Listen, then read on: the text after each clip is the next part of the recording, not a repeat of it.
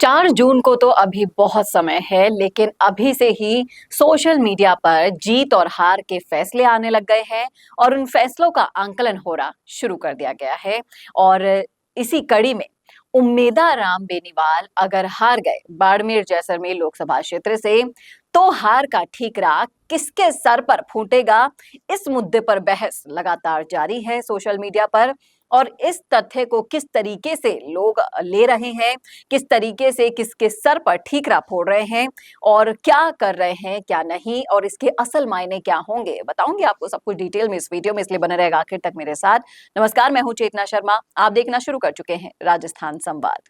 तो सबसे पहले जो मुद्दा चल रहा है उसके बारे में हम बात कर लेते हैं कि बाड़मेर जैसलमेर लोकसभा क्षेत्र इस बार काफी ज्यादा हॉट सीट बना हुआ था।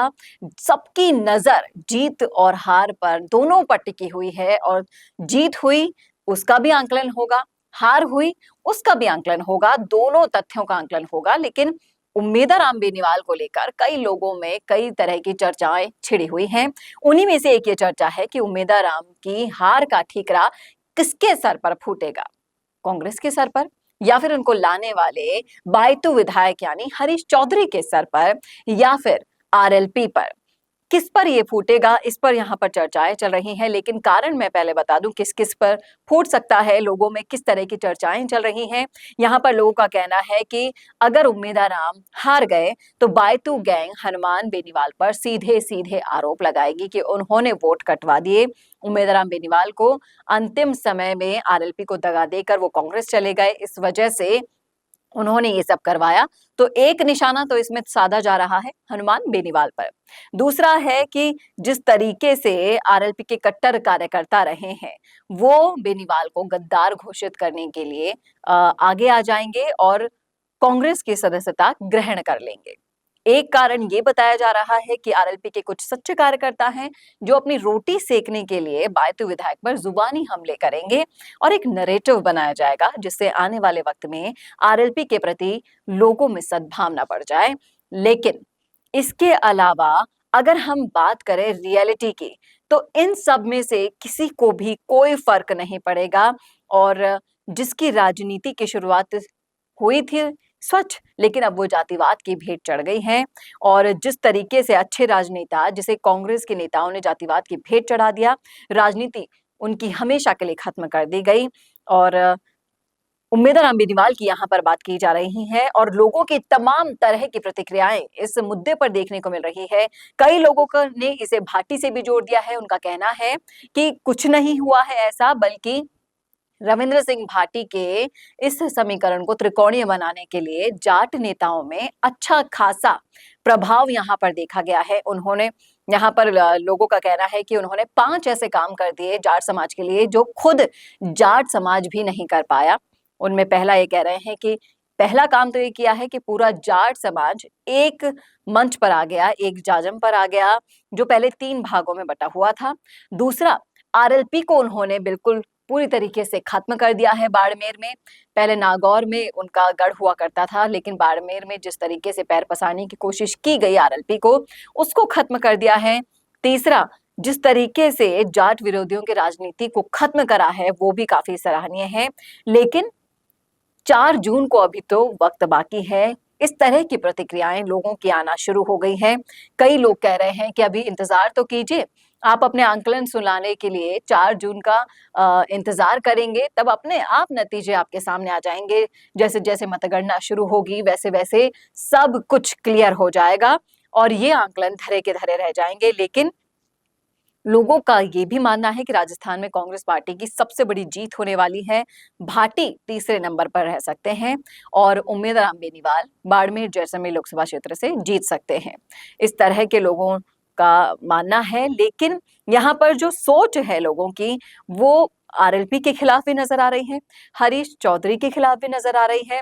और कई लोगों का मानना है कि जिस तरीके से जातिगत वोटों को भुनाने के लिए राजनीति की गई, उसका खामियाजा इस तरीके से लिया गया है कि उम्मेद राम बेनीवाल से बदला लिया गया हो। उम्मेद राम बेनीवाल को भला आदमी बताकर उन्हें किसी बहकावे में आने के लिए कहा गया है। यहाँ पर लोगों का यही मानना है कि लोग ये सोचते हैं कि उम्मेदराम बेनीवाल को बहला फुसला कर जिस तरीके से बाड़मेर जैसलमेर लोकसभा क्षेत्र में राजनीति करने की कोशिश की गई है, वो अगर नाकाम हो गई तो एक तो होगा उम्मेदराम बेनीवाल घर के भी नहीं रहे और ना घाट के रहेंगे।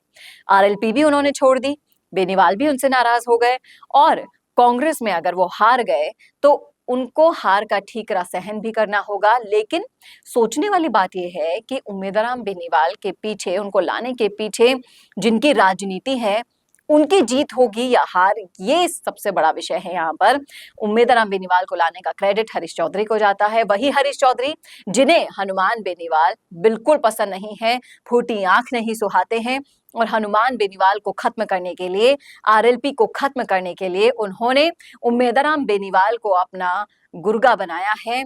और जिस तरीके से उन्होंने राजनीति की है, वो राजनीति कहीं ना कहीं जाट समाज से आने वाले हर उस नेता के लिए भारी पड़ सकती है जो आना चाहता है राजनीति में, अपने समाज के लिए कुछ करना चाहता है, लेकिन ऐसी राजनीति के प्रपंच में फंसकर अपना करियर हमेशा के लिए खत्म कर देता है। ये तो थी हमारी राय, लेकिन ये सवाल अभी भी मैं छोड़कर जा रही हूँ कि अगर ऐसा होता है तो ये तो मुद्दा है सोशल मीडिया पर चलने वाला, इसलिए वो मैं आपके सामने लेकर आई हूँ कि लोग आखिर 4 जून तक टाइम पास कैसी कैसी चीजों से कर रहे हैं।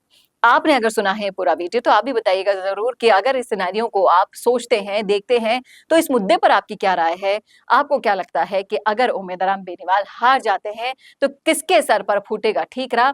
बताइएगा जरूर कमेंट बॉक्स में अपनी राय। कैसा लगा वीडियो ये जरूर बताइएगा और ऐसे और वीडियोस के लिए देखते रहिए राजस्थान संवाद। नमस्कार। कोरोना सोल्टेक क्वालिटी, डेडिकेशन और कस्टमर सेटिस्फेक्शन को प्रायोरिटी पर रखते हुए हर इंडस्ट्री की इलेक्ट्रिसिटी में कॉस्ट सेविंग कराने और उन्हें रिन्यूएबल एनर्जी की ताकत देने के लिए लगातार काम कर रहा है।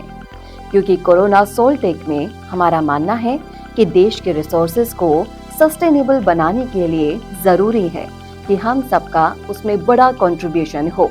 इसीलिए सोलर प्रोजेक्ट्स की टाइमली डिलीवरी करते हुए एक पार्टनर की तरह आपकी इंडस्ट्री को हम अपडेट करते हैं और हमेशा आपकी सर्विस के लिए तत्पर रहते हुए सोलर एनर्जी का पूरा पोटेंशियल आपको मिले, इसी दिशा में काम करते हैं।